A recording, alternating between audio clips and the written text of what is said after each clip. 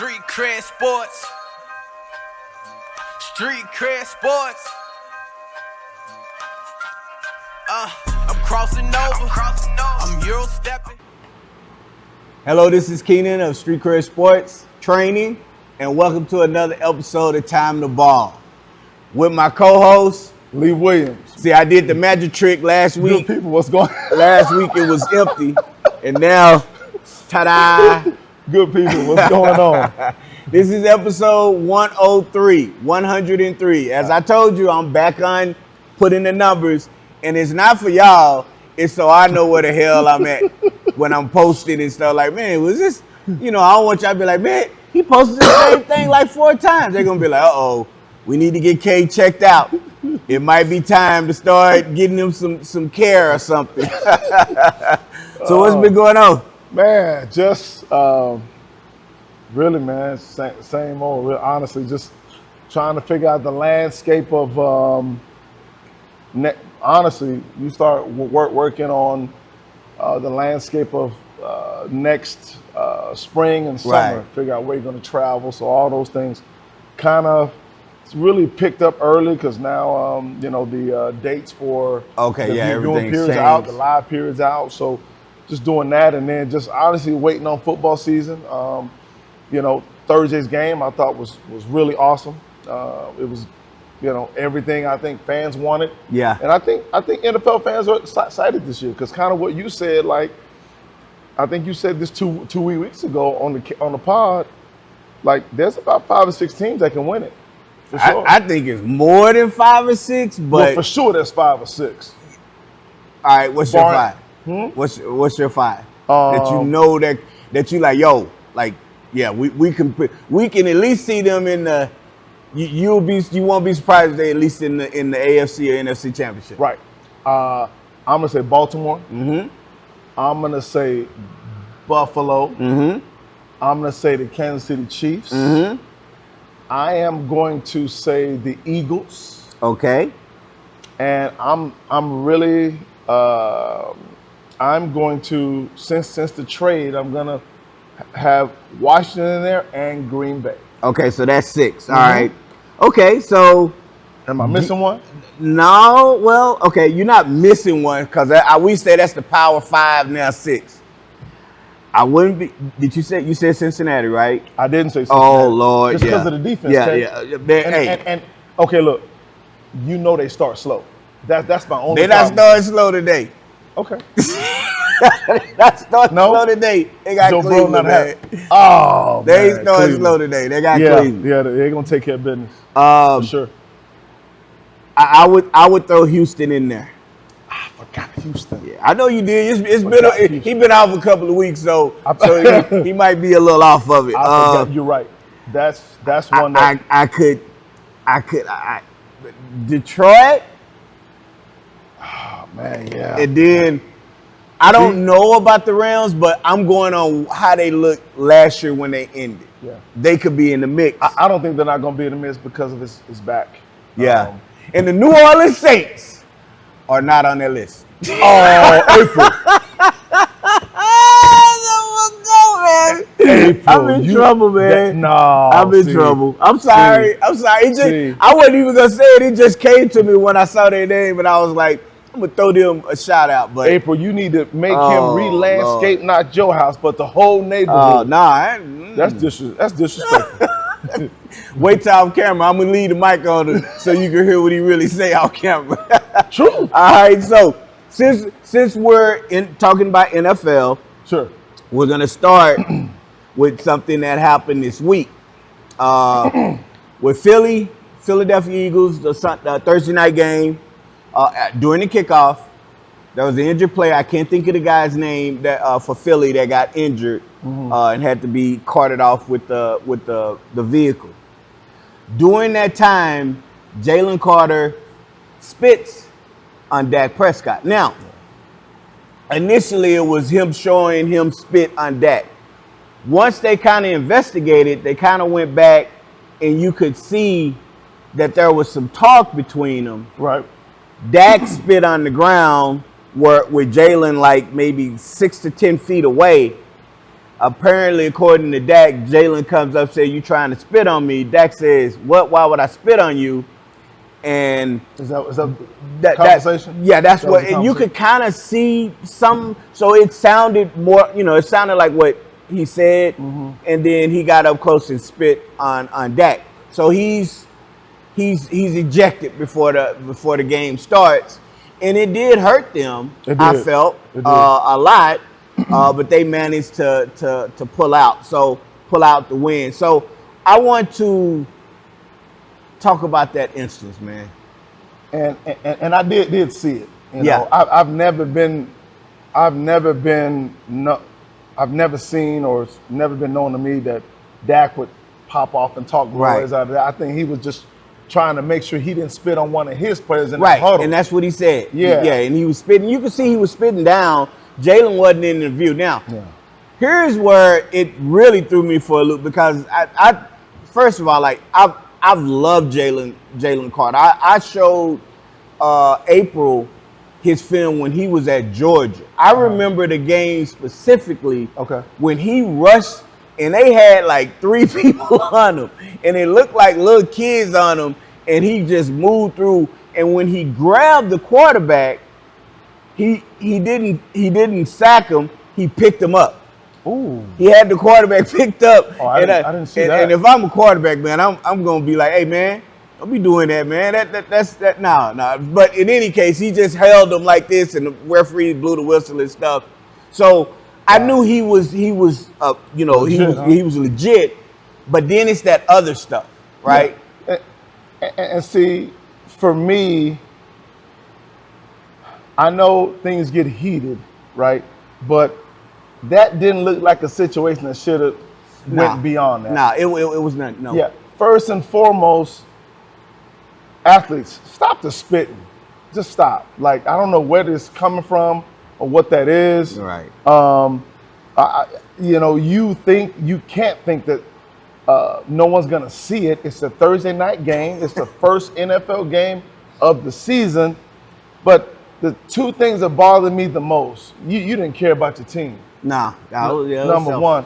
Secondly, you need to be tied to a pole and beat until the white meat show, because you over there walking off the field smiling, laughing. Laughing. No. Man, come on, man. Like, and it's like, dog, number one, it's any type of penalty during the timeout is going to be considered that kind of stuff. Absolutely. Right? That's when it's more severe.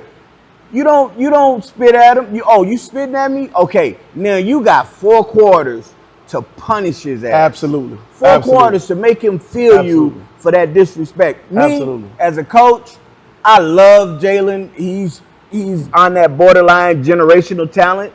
Oh, wow. To me, he is. You gotta go. That's me. That's me. And the reason for it is because I need to make sure everybody understands. Nah, bro, we just won a Super Bowl. Right. We don't do that. We just raised the banner. Yeah, we don't do that. That's not allowed here. I get the whole we're gonna do it internally. I know what that means. Y'all gonna talk. Y'all gonna say don't do it again, and y'all gonna play because y'all feel y'all need them. But me, you got college players and kids watching, and here's why. Last night, 2 days later, Florida and South Florida playing. The defensive tackle name was Brendan Bett. He spits on the South Florida player. And here's why it was even more atrocious. His teammate is trying to move him. Like, what are you doing? Referee's right there. The play is kind of over. The referee's right there, and then he spits in front. So he gets a 15-yard penalty. He gets ejected. And guess what that 15-yard penalty led to? A score. The field goal to win it at the end of the game. South Florida beats the Gators. You take that 15-yard penalty out, and that was like 2 more. But you take that one out, and it's not a chip shot. That field goal is a little bit more difficult. Scholarship gone. Yeah. NIL money gone. Yeah. Because they need to start putting that in these NIL contracts. Yeah. We can have calls. Yeah. There needs to be calls in these contracts because, You not only are we making too much money, as well as the athletes, like there's too much money at stake. Yeah. There's too much money at stake. Their coach, scholarship gone. Their coach was on the hot seat. He's on a hot seat where there's discussion now. I just saw it this morning that he might be fired mid-season. See? They win that game. I'm not saying he still can't be fired, but they win that game. There's momentum. Now they're like, you know what? Maybe he makes it to the end. He gets a chance to right the ship.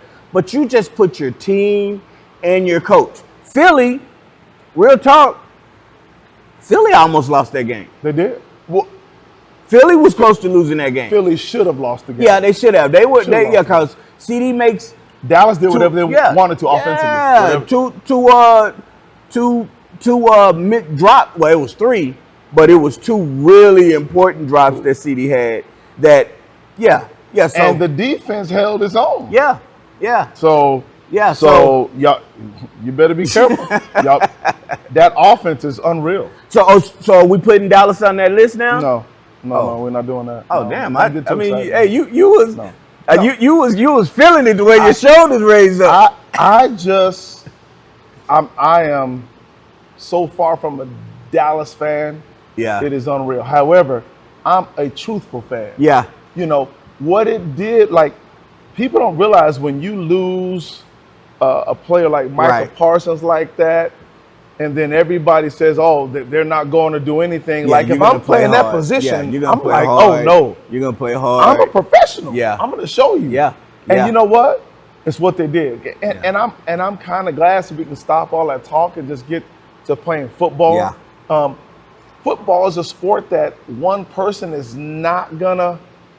It's more of a team sport than most, in my opinion. Right. Because you can't just put one player on and then win. It's just not going to happen like that. You know. Right. Even if you got the best quarterback in the world, you still need a line. I mean, there's a lot of components to that. So I was really glad that Dallas showed up. As hard as it is to be the Dallas head coach of that team, I mean, that's the toughest job in sports, in my opinion, besides the Yankees. I hope he does well. I'm a Marty Schottenheimer fan, his dad, obviously. I don't know a lot about him, but I know when I got my first varsity coaching job, everybody in America said, "Oh, or everybody in town was saying, oh, man, he's not ready. He didn't deserve this job." And they didn't know my preparation outside of the court, you know, when I was at America's at the time. Right. And so, so I hope he does well, man. I really do. It looks like he's calling all the right plays. At least he did Thursday. And I just hope that continues. And I hope Jerry Jones can leave him alone. Nah, stop that, man. And let him coach. Stop man. That ain't gonna happen. But we're gonna see the real deal because they play the Giants next. Yeah. And the Giants have been touted as probably having one of the best defensive line, and possibly they could have a top 5 defense this year. If Dallas, and this is on the low end, if Dallas averages 85 to 100 yards rushing, no defense is going to dominate them. It's not going to happen. Yeah, well, we'll see. We'll see because, as hype as they was to get at Philly, right? The Giants are going to be hyped because the Giants are picked to be 3rd in that division. Really? Yeah, they're picked ahead of the Cowboys. Oh, wow. So they're, this looks like they're going to be looking to make a statement this season. Oh, wow. Okay. So I really want to see how that game goes. But, yeah, first week of football, we're going to be able to talk about a lot of that in the coming weeks. Absolutely. But we got to shift to the NBA, man. Oh, boy. I think I know what you're going to say, man, but go ahead. Your boy Kawhi, man. What he doing, man? Man, for those of you who don't know, Kawhi Leonard for the Clippers, everybody was kind of like wondering, like, how'd the Clippers get Kawhi? Like, it was just kind of weird. And so what Pablo Torres, writer for ESPN, was on a podcast and kind of dug in pretty deep. And there was a company, obviously, that is kind of owned by the owner. What was his name? Balmer. Balmer, yeah, Steve Ballmer. Mr. Balmer.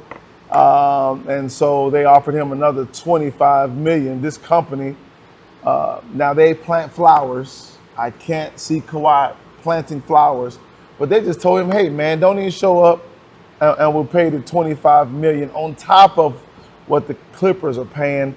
So it just looks shady. And then, you know, I've never really trusted his uncle. Yeah. They said his uncle, they were renegotiating or trying to negotiate with Toronto. Mm-hmm. And so he asked for, if you can get Kawhi if you give me stake. Exactly. If you give me stake in the Raptors, but you know what? That's probably illegal because he plays for them. Right. So just give me stake in the Toronto Blue Jays, the Major League Baseball team.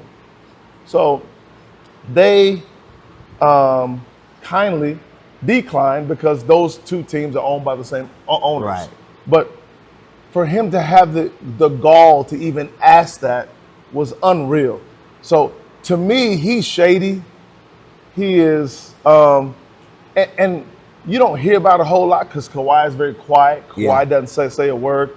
You can't get much out of Kawhi, but just by that alone, it just smells bad. It smells real bad.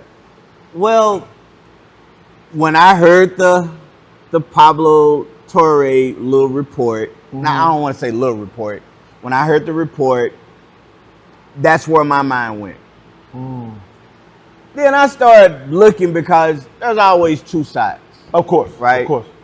I started looking into it, and the company's called Aspirations. Mm-hmm. And they're both co-founders were pled guilty to wire fraud. That I didn't know. They conned, and now then the other thing was Steve Ballmer gets interviewed by ESPN? Yeah, ESPN. I can't think of the lady. Ramona Shelburne. Yep. He says, look, everything was above board. They investigated when it happened. Now, let's start off with the why does Kawhi go to the Clippers thing? All right. Number one, they got new ownership, right? Yep. So they're looking at doing something new. Right. You know he's not going to the Lakers because he's kind of that old school. I don't want to play with the best. I want to beat the best because he's beating them. So why would he want to play? Right. He's an LA kid. What other team that you're going to be able to play on that's going to be able to get you as close there? Yeah. Right? Yeah. I mean, he's, from what I understand, lives in San Diego, could be from there, but he's a West Coast kid. Yeah. Initially I said, oh, okay, Kawhi's psycho enough to say, hey, the Clippers, and maybe a lot of people don't know, but the original Clippers are from San Diego. Right. San Diego Clippers. Michael K's with the Jerry curl. I still think we related, but keep going. Boy, you stupid. Boy, you stupid. So that's initially why I thought that he went there, and also to kind of beat LeBron. Yeah, I want to bring, because I'm the type that I would want to go there because I want to be, when it's all said and done, I want to be so that he was the catalyst to starting it all and putting us in a position we won a championship with him. For sure. He'd be legendary, right? So we have that. That's the way I looked at it, that he, I don't see him not wanting to go there. But when Steve Ballmer comes out and says that, they invested in him, they were investing, he put money into the company because he does that. And then the dude, I think his name was Sonner or Salter, one of the co-owners, was using the evaluation of the business that it was worth $1 billion to get loans and pull money out against it. And he was using it, for lavish lifestyle. Yeah. And the other co-owner was doing the same thing. So Ballmer says they conned me. I lost money in that, right? So I really want to just wait because number one, the NBA did an investigation. Oh, yeah. And it came out clean. So what happened between, I don't know if it was 21 or 22 to now that, that you're going to be able to prove because it's really hard to prove. And if they did do it, Bomber's not stupid enough to send an email to that effect. Right. Now, Pablo Torres said that there were people within the company that were apparently told by the higher ups, yeah, we're paying him, right? Ooh. But here's the thing. Ooh. These guys that were telling them they're being convicted of wire fraud. Yeah. What makes you think that they weren't telling them that to, number one, sound like they got it like that. Yep. Number two, to try to throw smoke or put that smoke out that they're actually taking money out. You know what I'm saying? Yeah. Just my thoughts. Ballmer has been nothing but great for the NBA. Yeah. He's been ultra supportive of the players.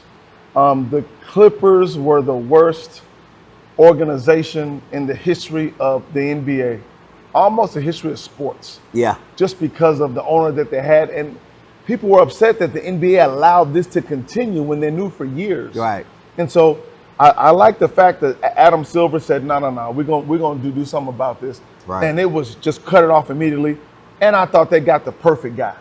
Yeah. I don't see Ballmer doing some underhand shady stuff like that. I just don't see it. No. As you said, you got to look at people's past. Yeah. How long has Ballmer been doing this stuff as far as a businessman and being successful?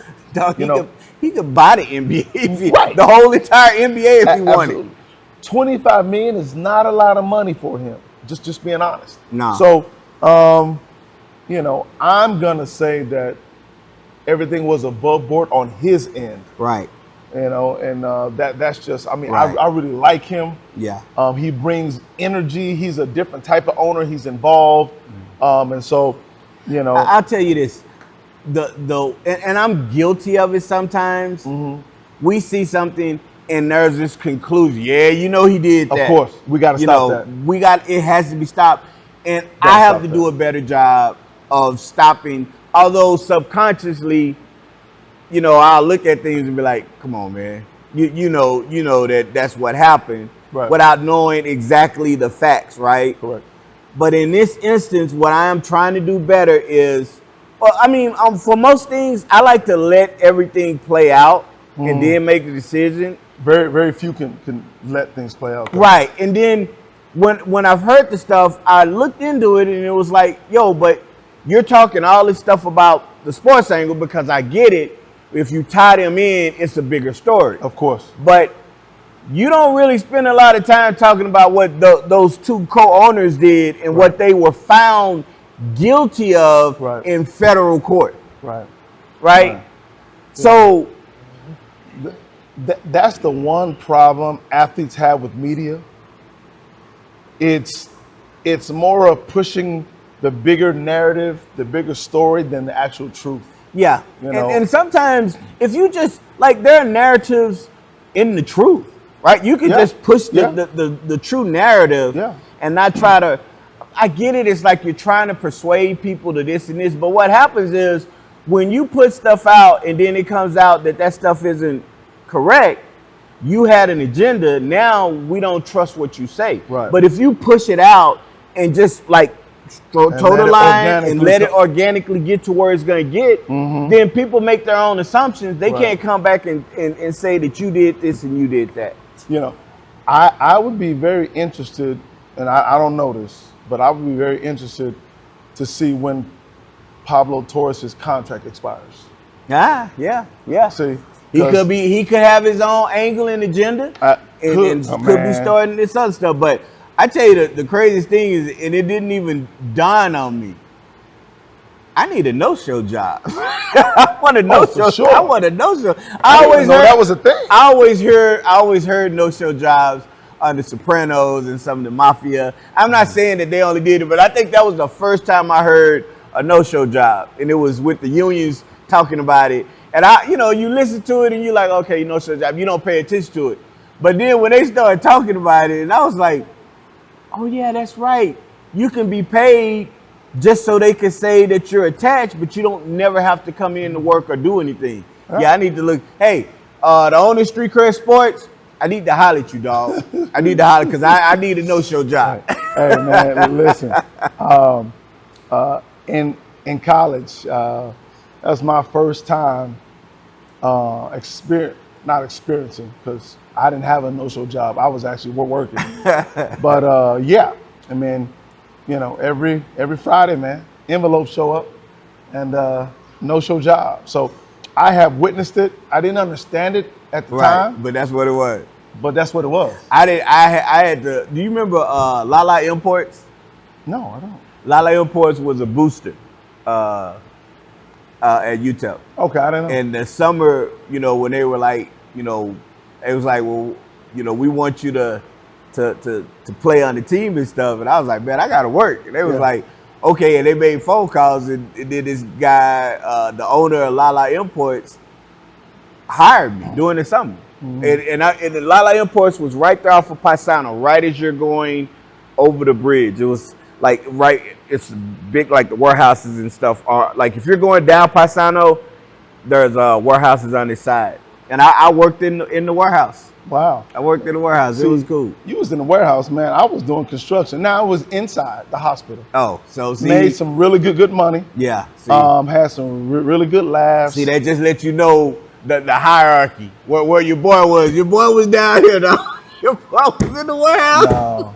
in the hot ass desert warehouse. Man. Like mad at Lee. That's why I was trying to go at Lee in practice. Like, yeah, he in there, cause he getting that 69, 68 degree weather, and I'm over here sweating at 1012. You hear me? 1012.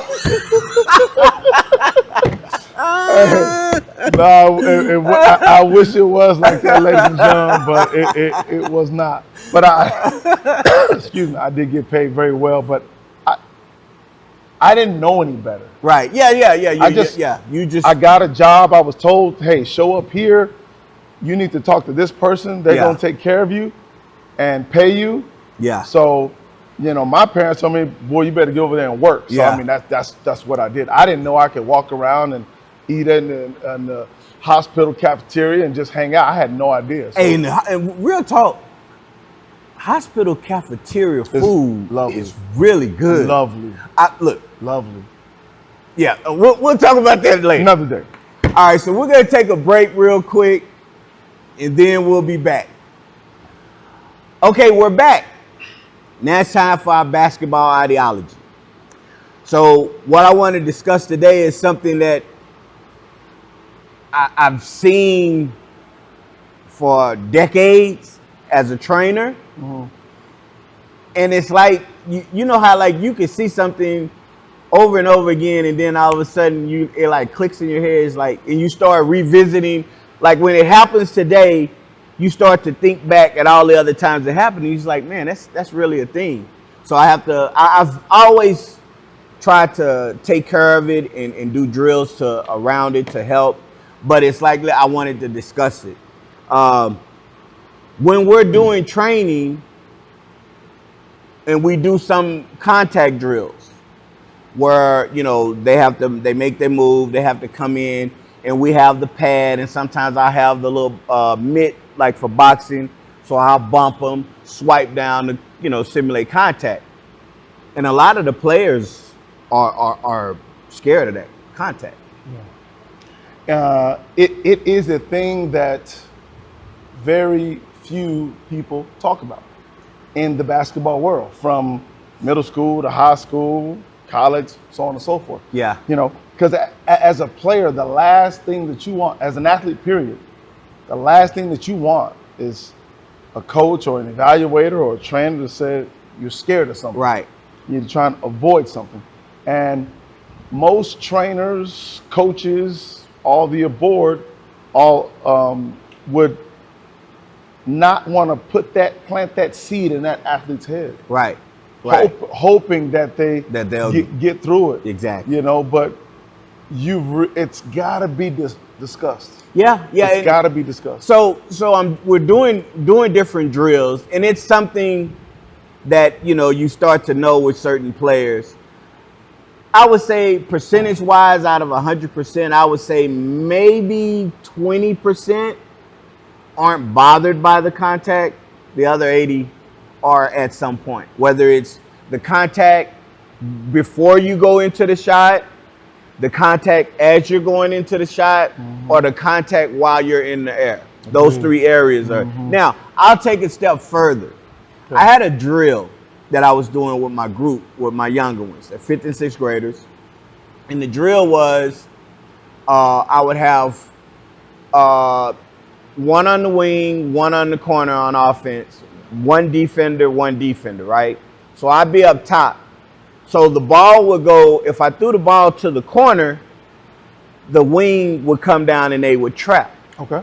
And that offensive player would have to, learn how to pass it out. He couldn't cut to the basket. Okay. Because that's an easier pass. He had to either play release, because a lot of players, younger ones, don't understand what being a release is. Right. So I had to show him there. He had to be comfortable with making that pass. So I had to show him how to make that pass. And these are 5th graders? 5th and 6th graders. Yeah. So I'm showing them and getting them in the mindset, because those are things that that the parents and the coaches say, hey, they struggle on this. So giving them a big dose and helping them often, the next games in a few weeks, hey, you know what? Can we do more of this? That was really, really good for him. That was helping. Yeah. So the ball would go there, they would trap, then he'd have to throw it back to him, then they were live, right? Gotcha. In the course of doing this, what I found was when I had him to throw the ball to the wing, the bottom had to come up and trap, right? Obviously, he can't cut to the basket. So what I told him is, once he throws you the ball to the corner, once you get it in the corner, you can attack. You can shoot, you can attack the basket, whatever. You're live. So once the ball went to the corner, once he caught it at the 3, obviously they're in the scramble defense, which is another part of it. Who's going to go help? Right. So I was having that element. This player would often drive to the basket. This player is chasing him down to cut him off. Mm-hmm. Do you know, doing that drill, it was probably 5% of layups made. And that's why I was like, you guys are scared of these layups. You're so worried about this person, you're not focusing on, if he's here, I just go with a reverse. Right. If I can get to the basket in one dribble, I can turn here.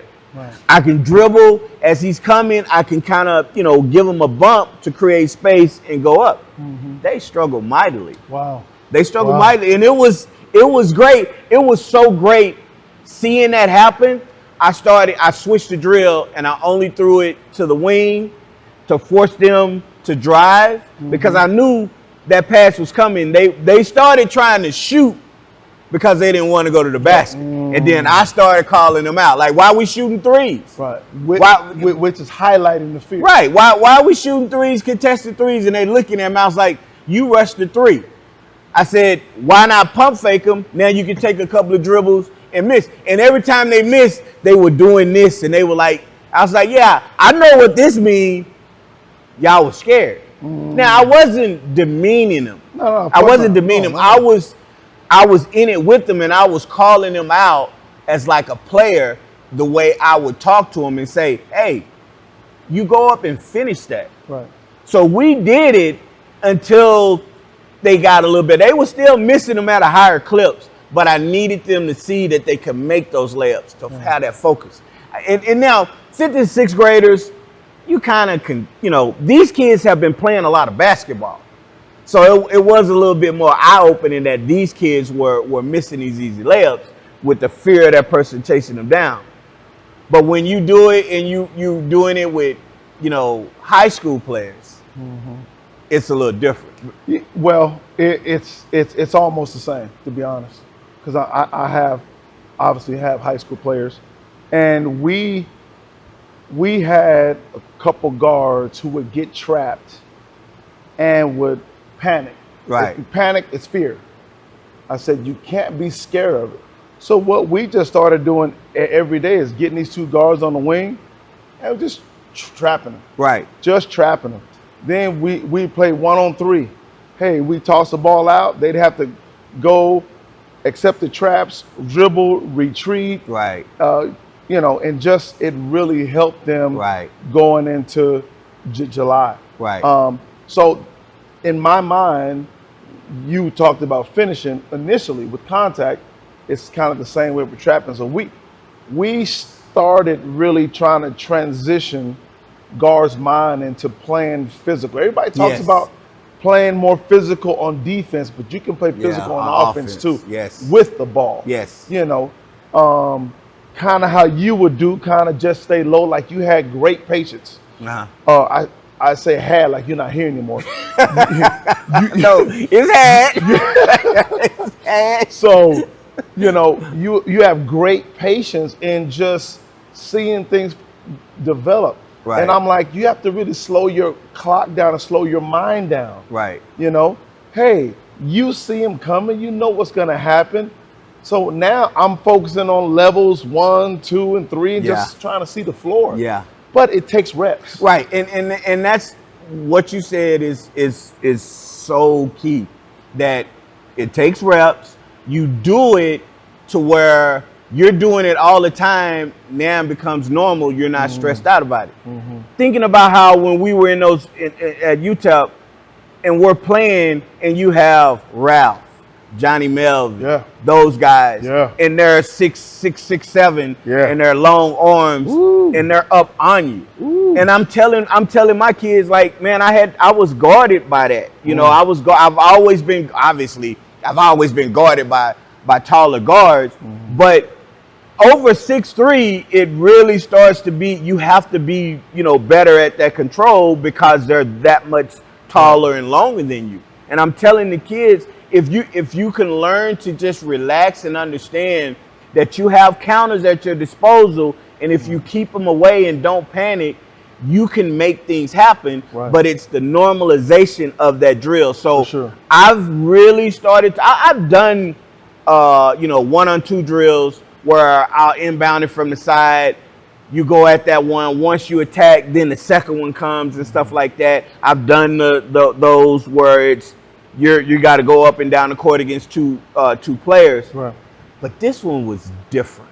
This type of trapping was different because you get to see structurally how bad a lot of these players are with being able to protect. It's like they come up and they immediately go like this and bring the ball behind. And then the guy's there and they try to throw it like this. And it's like, no, you don't want to bring it over your head like this because now if they get really close, it's hard for you to bring it up. So you can fake, but then you want to keep that ball over to this side, right? Or over to this side, and then you can pivot, either use a pivot to get in their space or pivot and turn. And then I try to tell them, don't catch the ball close to the out of bounds sideline. Catch it close to the 3-point line. Now, if you have to retreat dribble, you can retreat dribble, create that space, give you 0.8 of a second, which is a lot of time to make a decision to either try to drive or to hit that release when they're coming out. So go ahead. And just, I apologize. No. And just high school athletes, even college, when players are in a close proximity to you, like, just think about the best player that you've ever watched. They're never putting the ball above your head. If you stood right here and hold the ball above your head, I can knock that thing out very easily. Right. Your best guards or even wing players, they're low. They're getting low. Why? Because I've got the ball in here, and that's where my strength is. Now, I don't keep the ball here, but you'd be surprised at how much stronger you'll be at the ball if you just maneuver the ball and change that basketball. Also, if you just raise your level of awareness. Right. And that's another thing. Yeah, and not just press that panic button, oh my gosh, they're coming. Defenses know when you're scared. Yeah.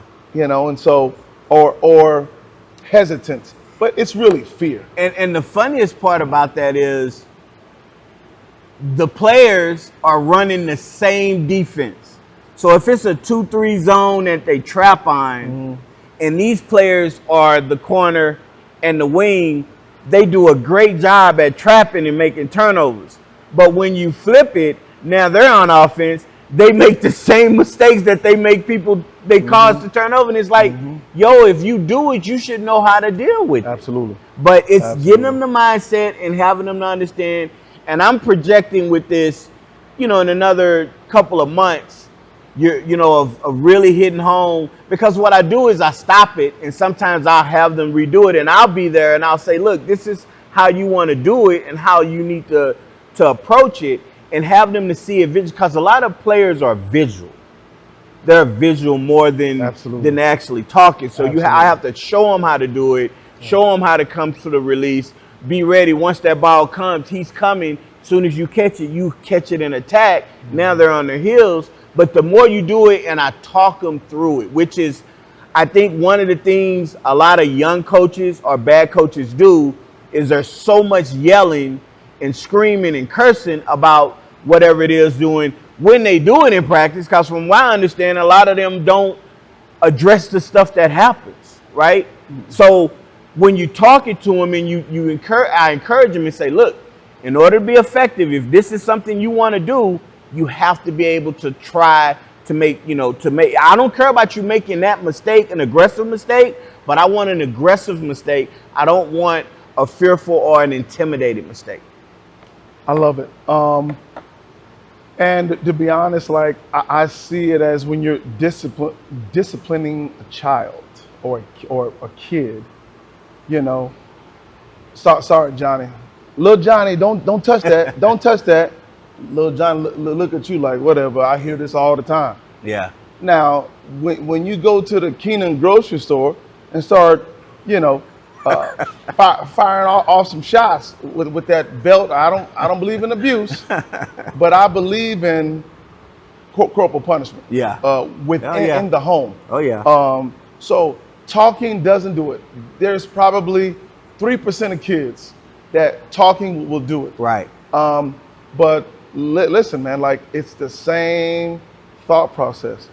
Telling an athlete something and not just showing them, but the detailed, intricate parts of the drill and how they can be successful, you're going to create more success. And you're going to be a better coach. Right.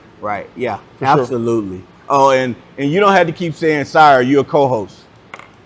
You had to say sorry when you was just featuring, but now that you're a co-host, you can, hey, no, look, here.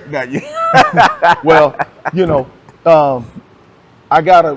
there's another layer to Street Cred Sports and Time to Ball podcast that I really have to be respectful to. AC, capital A, capital C, Miss April Cage.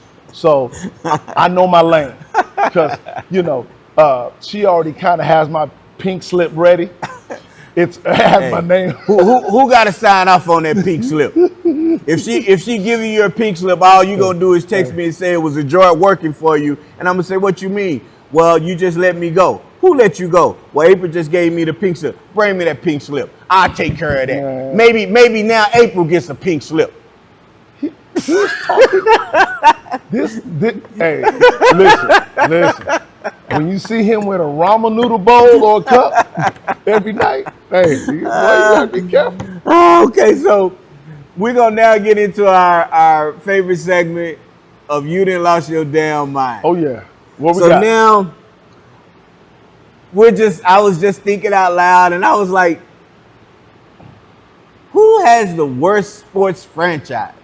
Ooh. Right? So in all the sports? Ooh. Now, I didn't include baseball in this because I don't follow it enough. Okay. So, or hockey enough. Okay. So I just went with football and basketball. On the football side, I went the Cleveland Browns, the New York Jets, or the Carolina Panthers, right? On the NBA, I went with the Washington Wizards, Charlotte Hornets, or the Utah Jazz. Now, should we say historically throughout the franchise, or should we say maybe the last 5 to 10 years? Because if we say the last 5 years, we could take Utah off. Because they were, you know. Well, I'm going to keep Utah on. Okay. On. And the reason being is I've been to Utah, but I hear a lot of athletes whom don't look like the community in Utah have a bad taste in their mouth. Yeah. And it's not just one or two athletes. Nah, it's the whole NBA. Yeah, it's a lot. From guys that played in the 80s to now, like it's the same narrative. And so Utah, you know, you need to take care of that. All right, so it sounds more like you're talking about Utah as a city. No. I'm talking about, you know, at NBA games, you can't just say what you want to say anymore. Right. Like they will get you out of there. But there are some very disrespectful, unethical things that are said to players in the NBA from opposing teams. And it's just not you suck or our team's the best. Yeah, like it's different. Yeah, it's different, and you guys need to take care of that.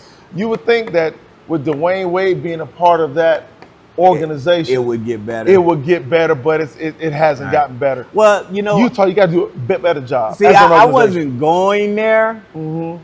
I was thinking strictly from a you know, of course. Yeah. But I just thought I would keep them on just because of that. Okay. Now, I see what you're saying. Now, Wizards, come on, man. Like, I almost said Bullets. You know what? I almost said Bullets. Yeah, it was a Bullets for a while. You know, Wizards, Charlotte, at least they have exciting players. One or two. You know what I mean? But Wizards, like, man, what are we doing? Come on, man. So who do you feel has the worst?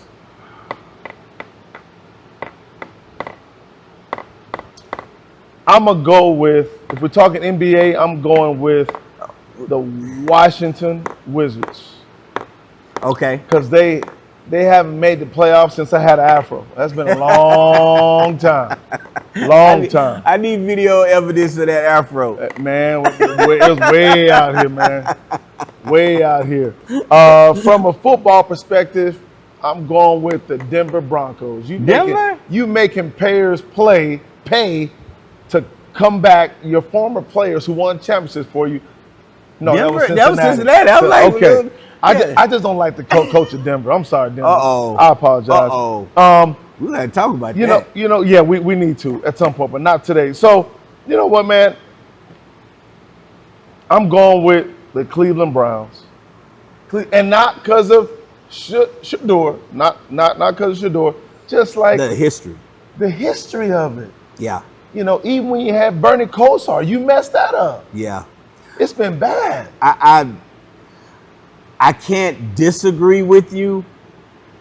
I'm going to take the Washington Wizards or Bullets. Oh, I say Wizards because that's what they call now. Yeah, it's been bad. Guys. But I would say you could say one. They're both the same. Or 1A, 1B, right? Because they're both bad with, you know, getting talent.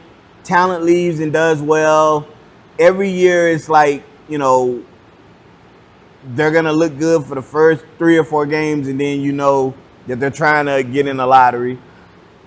I mean, there was a point, it was either Utah or Washington. They had a player that they took him out of the lineup and told him he had an injury. Yeah.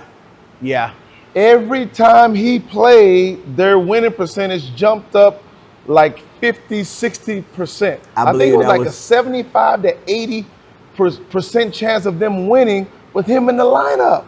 I want to say it was Utah. It was Utah. They took him out. Yeah. And then traded him. Yeah. I mean, that's just crazy to me. Yeah. You know? Yeah. Crazy to me. Like, makes zero sense. So, it doesn't sound like we disagree on this. Man, but it's Cleveland. Yeah. I'm sorry, man. It's Cleveland. I mean, look, all I'm going to say is Cleveland and Washington, y'all done lost y'all damn mind. Y'all got to do better. Y'all have to do better. Y'all got to do better, man. That's terrible to have franchises that are that bad. I mean, for that long. Yeah.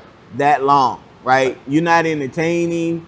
You know, now Cleveland this year is entertaining because everybody wants to see, you know, the Shedeur thing. So but you take Shedeur out of the picture, nobody's cares. Talking to him. Nobody cares about what Cleveland's doing. Washington, once you got rid of Wall, I mean, and they made the playoffs, I think, when they had Wall and Bill. I want to say they made the playoffs. I think they did. But once Wall left, they weren't anything that you want to watch. So I guess if I had to, thinking about that, I'd have to go with you and say Cleveland. Because at least Washington was good to see back when they had Wall in, and that was what, maybe 4 years ago? Somewhere like that, 4 to 5 years? Yeah. So and look, like at one point, Washington, Bullets / what are they now? Wizards. That's why pick that name. That's sorcery. That's satanic. What are we doing? That's why you can't win. That's why you can't win. If it's sorcery, you just wave your magic wand and boom, 10-game win streak. Nah, man. Hey, Lord ain't playing that. God don't play that. Wizards? No, man. Hey, look, man. This ain't Harry Potter, buddy. This is the NBA. At one point, they had Rasheed Wallace and Chris Webber. Yeah. And Juwan, wasn't it Juwan Howard? Yeah. Man, man. Yeah, so yeah, well, y'all let us know what y'all think. Who y'all think? Absolutely. From what we said, you know, if y'all have a team, let us know what you think. I'm sorry. Go ahead. Johnny Williams, one of my former classmates. You said you was gonna get at me in the comments on Time to Ball. So know you've been watching. What you scared of? Comment. Hey. Comment. Hey. We ain't having no shenanigans going on. But I'm gonna have my popcorn. Hey. We keep it clean. For sure. I don't like for sure deleting. No. I like people to see what you said, but you know, Johnny Williams is one of the most fantastic human beings on this earth. Yeah. Hilarious. Yeah. Hilarious. So Johnny, I got a chance to see Johnny. We had some classmates come back in town. Obviously, we lost one of our classmates. Oh, sorry. But you know, Clifton Wright. May God rest his soul and protect his family. But hey, listen, Johnny Williams, comment, man. I'm glad, and I appreciate you watching. Boy. Hey, well, with all of that said, remember, like, follow, subscribe, comment, let us know what you think. Get at us. A lot of stuff has been happening positive for the podcast. We've been putting out a lot more. Absolutely, great content and stuff. So, you know, we appreciate the love that we're getting and everything, and let's continue to grow. So, with all of that said, I'm gonna end it the way I always do. If it was easy, everyone would be doing it. We out. Peace. Get them, April. Street cred sports. Say it with your chest. Yeah. Go get it from the net. Street cred sports. Okay, that's a bet.